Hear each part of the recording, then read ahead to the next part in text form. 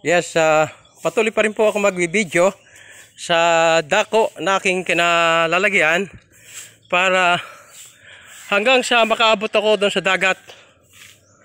At meron ditong hotel na kung pupunta kayo dito ay pwede kayong pumunta rito. Hindi ko lang alam kung magkano ang rent ng mga kwarto dyan.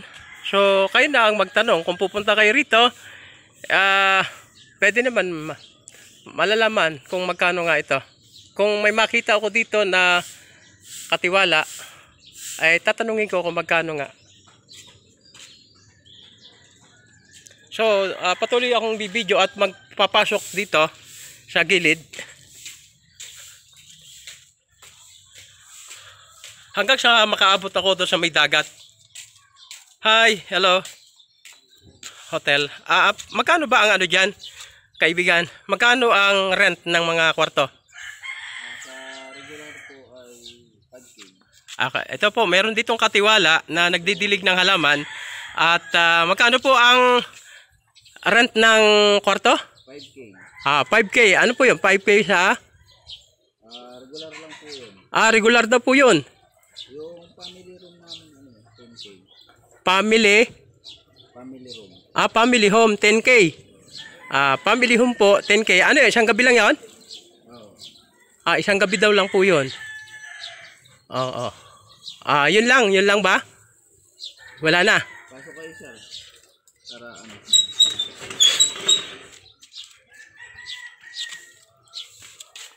Titingnan po natin para makita.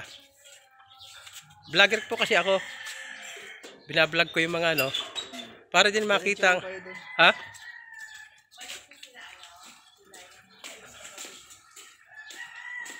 Lalapit ako doon sa katiwala. Kayo po may-ari?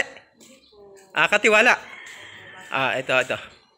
Vlogger po ako. Binablog ko yung mga lugar. Kung sino sa mga gustong pumunta rito sa Barangay Lagadlarin, Lobo, Batangas, ay napakaraming hotel dito. At ito nga, pang family daw. Magkano yung kwarto pagka-rent dito?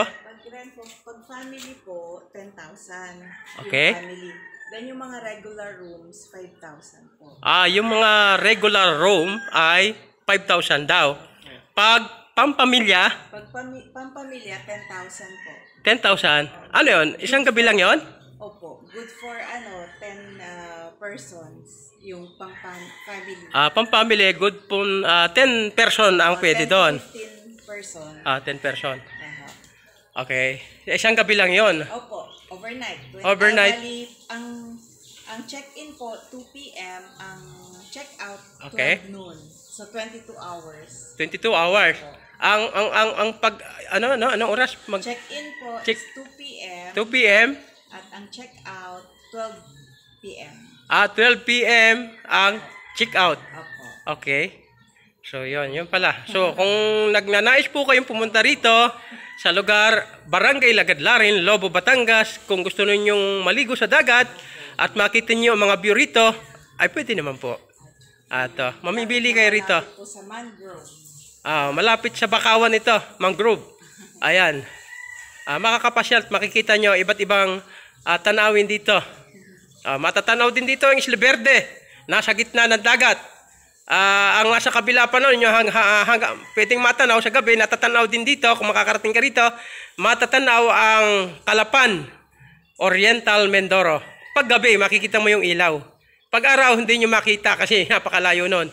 Sa gabi lang makikita na maraming ilaw, at pag nakita nyo maraming ilaw dun sa lugar na yon, yun ang Kalapan, Oriental Mindoro.